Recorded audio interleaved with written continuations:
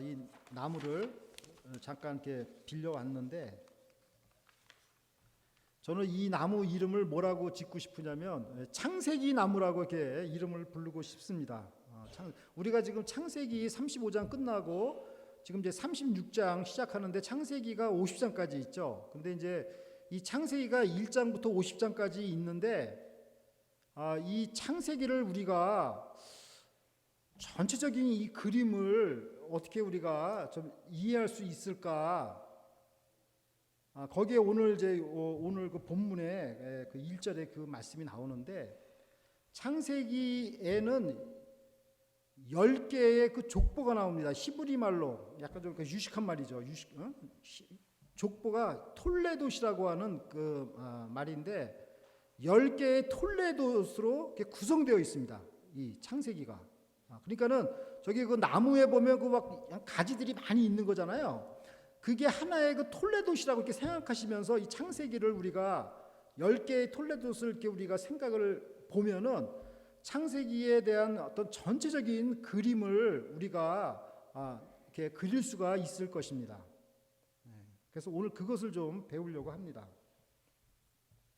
자, 그러면은 창세기 36장 1절을 보십시오. 에서 곧 에돔의 대략이 이러하니라 이렇게 나왔어요. 그래서 영어로는 그 족보를 어카운트라고 이렇게 써 있고 한국말로는 대략이라고 나와 있습니다. 근데 이게 히브리 말로는 톨레도시예요. 근데 왜 35장까지 야곱의 이야기가 쭉 나오다 갑자기 36장에서 이 에돔의 족보가 갑자기 왜 이렇게 중간에 껴들어갔을까? 아마 우리가 궁금하실 거예요. 뭐 사람 이름 많이 나오고. 근데 우리가 이 창세기의 그 구조를 알면은 이걸 쉽게 이해할 수가 있습니다. 일단 우리가 창세기에 나오는 10개의 그 톨레도스를 우리가 한번 살펴봐야 되겠습니다. 자, 창세기에 10개의 톨레도시 있다고 하는데 처음 5개는 그러니까 창세기를 딱 반으로 딱 쪼개면은 처음 5개는 1장부터 11장까지 고대사에 대한 이야기예요. 그다음에 12장부터 50장까지는 족장사에 대한 이야기예요. 그래서 이 두 가지로 딱 나누는데 1장부터 11장까지는 이 톨레도 5개가 이렇게 거기 뭐죠? 배치가 되어 있는 거예요. 그러니까 뭐 2장 4절에 보면은 여호와 하나님이 천지를 창조하신 때에 천지에 창조된 대략이 이러하니라. 그런데 영어로는 전부 어카운트라고 되어 있잖아요. 그죠? The account of the heavens and the earth. 자, 그다음에 5장 1절에 보면 아담 자손의 계보가 이러하니라 해 가지고 This is the written account of Adams. 이런 식으로 이렇게 쭉 나오는 계속 이렇게 나오는 거예요. 창세기 6장 9절은 노아의 사적은 이러하니라. 그러니까 이제 한국말 번역은 뭐 대략, 계보, 사적 뭐 이런 식으로 이렇게 막 다르게 이렇게 번역이 됐지만 영어로는 everything is account고 히브리 말로는 everything is 톨레도시예요. 톨레도. 자, 그다음에 창세기 10장 1절에는 노아의 아들 셈과 함과 야벳의 후예는 이러하니라. 그다음에 창세기 11장 10절에는 셈의 후예는 이러하니라. 이렇게 지금 기록이 돼 있어요. 5개가. 그다음에 이게 전반부에 이제 고대사에 이렇게 기록되어 있고 그다음에 후반부 족장사에는 또 5개가 기록이 되어 있는데 창세기 11장 27절입니다. This is the account of the Terah's family 이렇게 또 나오죠. 그래서 이것은 데라의 후예는 이러하니라. 그다음에 창세기 25장 12절에는 사라의 여종 애굽인 하갈이 아브라함에게 낳은 아들 이스마엘의 후예는 이러하고 그다음에 또 창세기 25장 19절에는 아브라함의 아들 이삭의 후예는 이러하니라. 그다음에 오늘 읽었던 창세기 36장 1절에는 에서 곧 에돔의 대략이 이러하니라.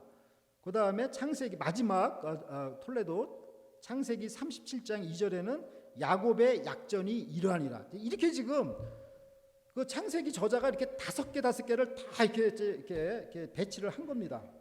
그래서 우리가 이것을 머릿속에 넣어야 돼요. 그래서 창세기는 누가 창세기에 대해서 물어보면은 창세기는 크게 둘로 나누는데 1장부터 11장까지 고대사, 12장부터 50장까지 족장사 이렇게 딱 일단은 둘로 일단 나눌 수가 있어야 돼요.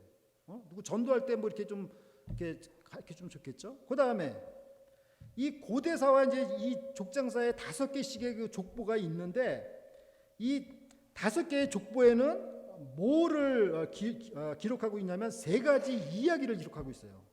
그러니까 1장부터 11장까지는 3가지 이야기를 우리가 기억을 해야 되는데 천지 창조와 그 다음에 노아의 홍수와 바벨탑 사건 요 3가지가 다 기록되어 있어요. 그러니까 우리가 창세기 전반부에는 천지 창조 그 다음에 노아의 홍수 그 다음에 바벨탑 사건 이거를 우리가 머릿속에 일단 넣어야 되고 그 다음에 후반부 족장사 12장부터 50장까지는 3가지 또 이야기가 기록되어 있는데 아브라함, 이삭, 야곱 이 3가지의 이야기가 기록되어 있는 거예요. 그러니까 왜 그러면 이 창세기 저자가 이 족보를 이렇게 10개를 이렇게 배치를 했을까? 그 목적이 있겠죠. 그 목적은 그 수천 년의 그 아담부터 천지 창조부터 시작해가지고 오늘날 우리까지 쫙 이런 역사를 기록할 때 이 긴 역사를 한 축으로 이렇게 딱 이렇게 축약하려고 이렇게 족보를 이렇게 하는 거예요. 쭉 그러니까 이 누가 누구를 낳고 하면서 이 역사가 하나로 쭉 연결되는 거 그 목적이 하나가 있어요. 그 다음에 쭉 수직으로 쭉 기술을 하다가 역사마다 그 중요한 그 사건 있잖아요. 중요한 사건 때 그 이야기를 담고 있습니다. 그러니까 무슨 얘기냐면 에돔의 족보 다음에 굉장히 중요한 이야기가 지금 우리한테 전달할 거다라는 것을 지금 얘기하는 거예요. 그러니까 오늘 우리가 에돔의 그 족보를 읽었으면은 에돔 다음에 누구냐? 그 야곱이라는 사람, 그러니까 마지막 그 족장 이야기 야곱에 대해서 야곱이 얼마나 정말 중요한 사람인가 그것을 지금 설명하려고 하는 거예요. 그러니까 우리가 이 족보를 본 다음에 그 다음에 굉장히 중요한 사건이 전개되겠구나라는 것을 우리가 이제 기대할 수가 있는 거죠. 자, 그러면 이제 보겠습니다. 창세기 36장 2절을 보겠습니다. 에서가 가나안 여인 중 헷 족속 중 엘론의 딸 아다와 히위 족속 중 시브온의 딸 아나의 소생 오홀리 바마를 자기 아내로 취하고 이렇게 지금 기록되어 있죠. 그래서 먼저 그 에서의 그 잘못된 그 결혼관, 잘못된 결혼관을 지금 이렇게 지적하고 있습니다. 그래서 이 에서가 갖고 있는 잘못된 결혼관이 자기 그 부모에게 근심을 주는 내용을 지금 소개하는 것입니다. 그래서 창세기 26장 34절과 35절을 보면 에서가 40세에 헷족속 부에리의 딸 유딕과 헷족속 엘론의 딸 바스맛을 아내로 취하였더니 그들이 이삭과 리브가의 마음에 근심이 되었더라. 그러니까는 에서의 그 잘못된 결혼관이 그 부모한테 근심을 주었다라고 이렇게 지금 성경은 말씀하고 있습니다. 그래서 에서는 이 실패를 경험으로 다시 또 이스마엘의 딸 바스맛을 취합니다. 창세기 36장 3절을 보십시오. 또 이스마엘의 딸 느바요스의 누이 바스맛을 취하였더니 자, 그러면 에서가 이스마엘의 딸에서 그 아내를 취한 그 이유가 무엇입니까? 창세기 28장 8절과 9절에 기록되어 있습니다. 에서가 또 본즉 가나안 사람의 딸들이 그 아비 이삭을 기쁘게 못하는지라 이에 에서가 이스마엘에게 가서 그 본처들 외에 아브라함의 아들 이스마엘의 딸이요 느바요스의 누이인 마할렛을 아내로 취하였더라. 그러니까 여기서 이제 뭐 바스맛하고 마할렛이 같은 사람이에요. 그러니까 어떤 사람들이 이름 둘이 있을 수가 있잖아요, 그죠? 뭐 자카라야 한광훈 뭐 이게 한 사람인데 이름이 2개 있듯이 여기에는 바스맛으로도 이름이 나와 있고 마할랏으로도 나왔죠. 이스마엘의 딸. 자, 여기서 그 에서가 혹시라도 자기가 그 이스마엘의 그 딸을 아내로 얻으면 자기 아버지 이삭이 기뻐하지 않을까 해가지고 이제 그 3번째 아내로 그 이스마엘의 딸을 이렇게 얻은 것입니다. 자기 그 사촌을 이렇게 얻은 거예요. 예, 아주 그 뭐 발상이 참 갸륵하죠. 자기 아버지 이삭을 좀 기쁘게 하려고 그래도 자기 나름대로 그 이스마엘의 딸을 중에서 이렇게 얻은 거예요. 자, 그런데 여기 이 에서에 대해서 참 후대 사람들은 어떻게 이걸 평가하고 있는가 우리를 좀 그걸 봐야 되겠습니다. 히브리서 12장 16절과 17절입니다. 음행하는 자와 혹 한 그릇 식물을 위하여 장자의 명분을 판 에서와 같이 망령된 자가 있을까 두려워하라. 너희의 아는 바와 같이 저가 그 후에 축복을 기업으로 받으려고 눈물을 흘리며 구하되 버림바가 되어 회개할 기회를 얻지 못하였느니라. 예, 이렇게 아주 무섭게 이렇게 기록되어 있어요. 그러니까 한마디로 참 우리가 에서를 보면 인간적으로 굉장히 쿨하고 나이스한 이런 사람 같은데 이 히브리서 저자는 딱 한마디로 그냥 그 음행하는 자, 또 망령된 자라고 이렇게 딱 그냥 평가를 하는 거예요. 그러면 왜 에서는 이러한 그 혹독한 이런 그 평가를 받는 것일까요? 로마서 9장 13절을 보겠습니다.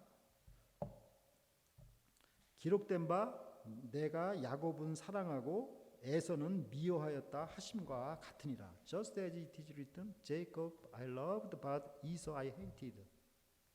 그러니까 하나님은 사랑의 하나님이고 하나님은 모든 사람을 다 사랑하십니다. 예? 그런데 왜 하나님께서 사람을 미워하시는 분이 아닌데 왜 하나님께서는 에서를 미워했다라고 이렇게 말씀하실까요? 무슨 원인이 있을 거 아니에요, 그죠? 예, 말라기서 1장 7절 말씀입니다. 너희가 더러운 떡을 나의 단에 드리고도 말하기를 우리가 어떻게 주를 더럽게 하였나이까 하는도다.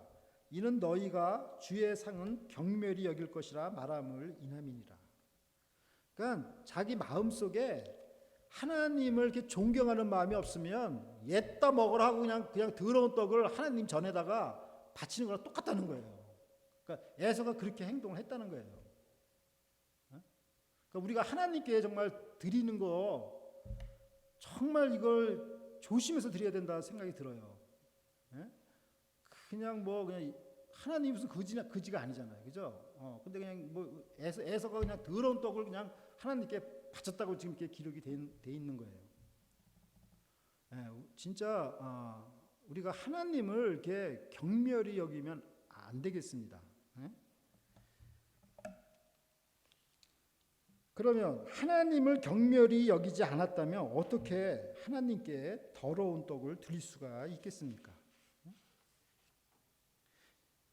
이 얘기는 에서가 정말 맏아들로 태어났다면 그 하나님께서 주신 그 장자의 축복을 정말 귀하게 여겨야 하는 것입니다.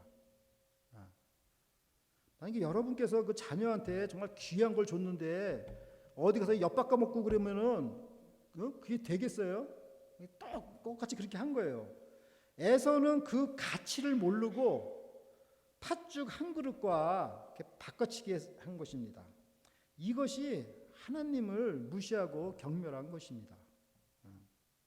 예수 그리스도께서는 십자가에서 자신의 생명을 주셔서 우리를 구원하셨습니다. 오늘 그냥 케이 존슨 권사님께서 정말 눈물로 이렇게 기도해 주셔서 너무 감사드립니다. 예수님께서 정말 자기 생명을 들여서 사람을 구원해 주셨는데 우리가 그걸 귀하게 여기지 않고 그냥 뭐 헌시작처럼 여긴다면 에서랑 똑같은 거고 하나님을 경멸히 여기는 거랑 똑같은 것입니다.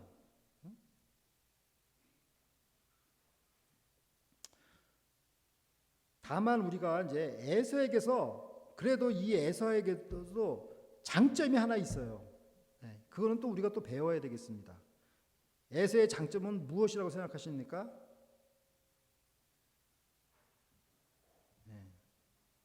그는 원한 맺힌 동생 야곱을 용서했다는 것입니다. 참 우리가 정말 어떤 우리와 원한 맺힌 사람과 우리가 정말 화해할 수 있기를 간절히 기도드립니다. 창세기 36장 4절과 5절에는 에서의 5명의 아들들이 이름이 소개되어 있습니다. 창세기 36장 6절을 보십시오.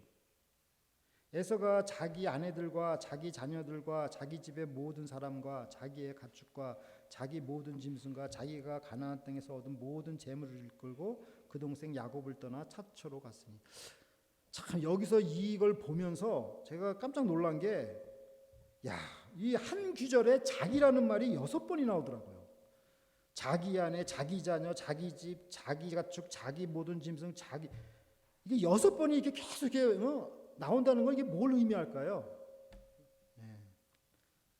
에서는 자기 것만 생각하는 자기 중심적인 사람이라는 것을 지금 나타내고 있는 것입니다. 인간은 본래 본능적으로 자기 중심적인 유전자를 갖고 있습니다. 그런데 만약 우리가 그 본능대로 정말 자기 중심적으로 그렇게 산다고 한다면 에서랑 다를 게 하나도, 에서 욕할 필요가 하나도 없는 거죠. 그러나 대조적으로 야곱은 어떤 원칙을 가지고 살았습니까? 히브리서 11장 9절입니다. 믿음으로 저가 외방에 있는 것 같이 약속하신 땅에 우거하여 동일한 약속을 유업으로 함께 받은 이삭과 야곱으로 더불어 장막에 거하였으니. 그러니까 여기서 저는 아브라함을 얘기하는 거죠. 그러니까 아브라함과 이삭과 야곱이 동일한 약속. 그러니까 캐릭터가 전부 틀리죠. 아브라함 하면 믿음의 조상, 이삭하면 온유하고 순종의 사람, 야곱하면 인내의 사람. 이 캐릭터가 다 틀린데 이 공통분모 하나는 동일한 약속을 붙들었다는 거예요. 야곱은 이 원칙을 지금 갖고 있는 거예요. 이것이 에서와 야곱의 차이점입니다. 창세기 36장 7절과 8절을 보십시오. 두 사람의 소유가 풍부하여 함께 거할 수 없음이로라. 그들의 우거한 땅이 그들의 가축으로 인하여 그들을 용납할 수 없었더라. 이에 에서 곧 에돔이 세일산에 거하니라. 그러니까 뭐 이제 에서는 이제 목축을 하고 또 야곱도 목축을 하는데 이제 그 조그만 땅에서 그냥 바글바글 하면은 좁아서 같이 살 수가 없잖아요. 그러니까 누군가가 더 넓은 공간으로 나가야 되겠죠. 그래서 이 에서가 그 야곱을 떠나는 겁니다. 지금 이 상황이.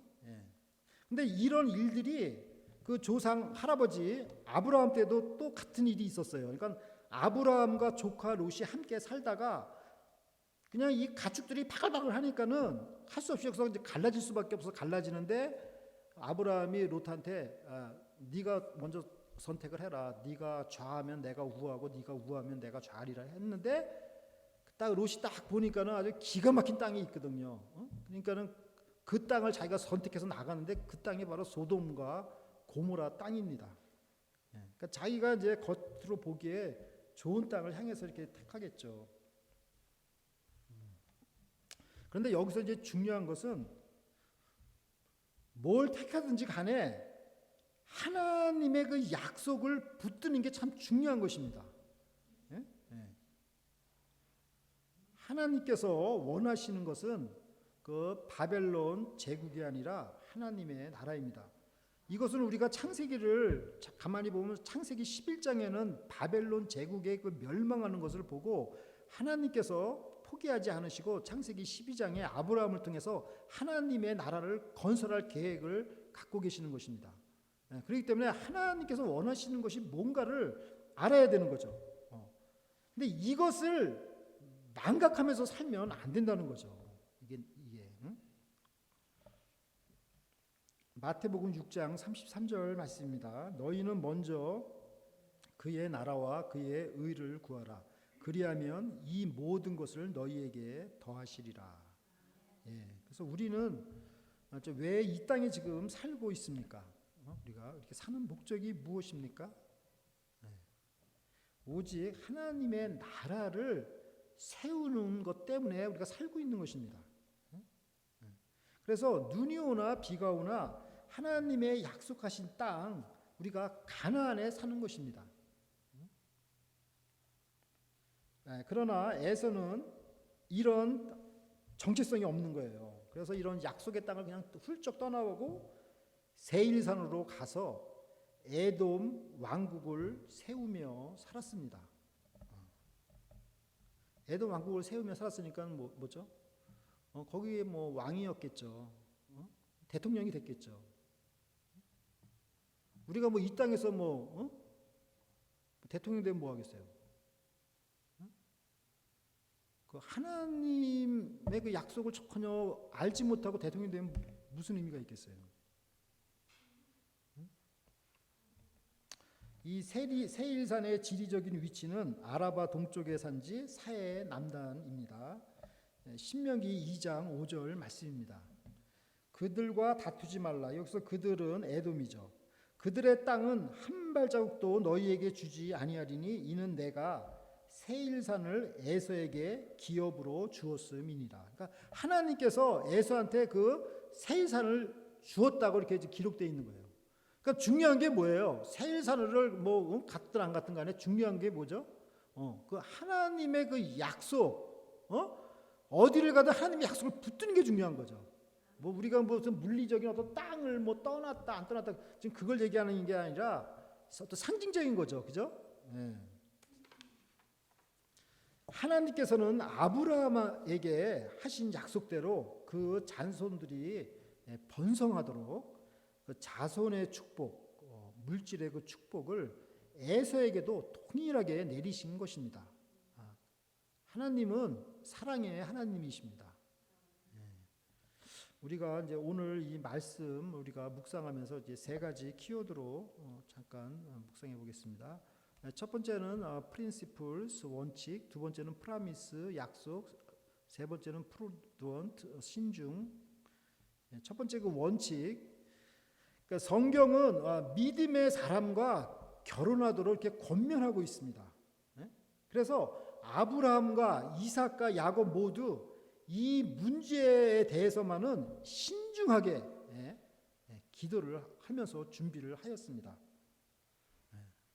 그러나 에서는 이런 원칙이 없었습니다.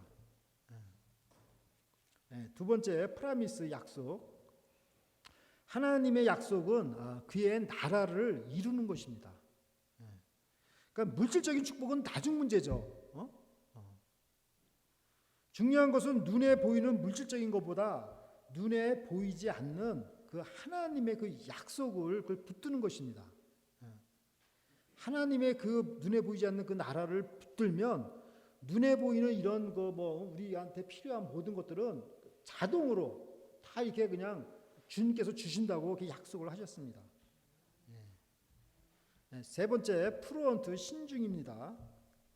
우리가 여기서 에서의 캐릭터를 가만히 살펴보면 굉장히 즉흥적인 사람이라는 걸 우리가 알 수가 있습니다. 이쪽 가서 아내 취하고 저쪽 가서 아내 취하고 그냥 자기 마음대로 그냥 즉흥적으로 또 감정적으로 이렇게 행동하는 사람을 우리가 볼 수 있습니다.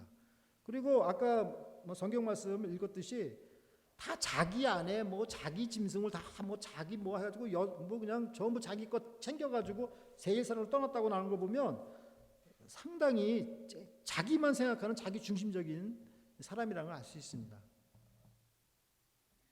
나는 좀 이렇게 미국 대통령이나 한국 대통령이나 좀 이런 자기 중심적이 아닌 대통령이 좀 뽑혔으면 좋겠습니다. 이 에서는 그의 결혼 생활이 그러했습니다. 반면에 야곱은 모든 일에 이렇게 신중을 기했습니다. 결혼을 위해서 14년을 참고 기다렸습니다. 30년 만에 하나님과의 약속을 베델에서 지켰습니다. 이러한 야곱을 하나님께서는 내가 야곱은 사랑한다라고 이렇게 성경은 기록하고 있습니다. 사랑하는 라크로스 새소망교회 성도 여러분, 창세기는 10개의 족보를 통해서 전체 내용을 살펴보도록 우리를 안내하고 있습니다. 에돔의 족보는 야곱의 위대함을 겨냥하고 있습니다. 에서는 에돔 왕국의 조상으로 이 세상에서 잘 먹고 잘 살았을 것입니다. 그러나 결론적으로 그의 인생의 한 줄평은 음행한 자, 망령된 자라고 이렇게 평가하고 있습니다. 아까도 말씀드렸다시피 이 세상에서 대통령이 된다 한들 이러한 평가를 받는다면 그게 무슨 의미가 있겠습니까? 이는 야곱과 대조를 이루고 있습니다. 야곱은 하나님께서 주신 그 장자권을 귀하게 여기고 하나님의 그 약속을 붙들고 매사에 신중하였습니다. 하나님의 약속은 영원한 것입니다. 또 하나님의 약속은 웅대한 것입니다. 그리고 하나님의 약속은 굉장히 위대한 것입니다. I'll make you great nation. 그의 백성이 정말로 위대한 백성으로 사는 것이 바로 하나님의 뜻입니다.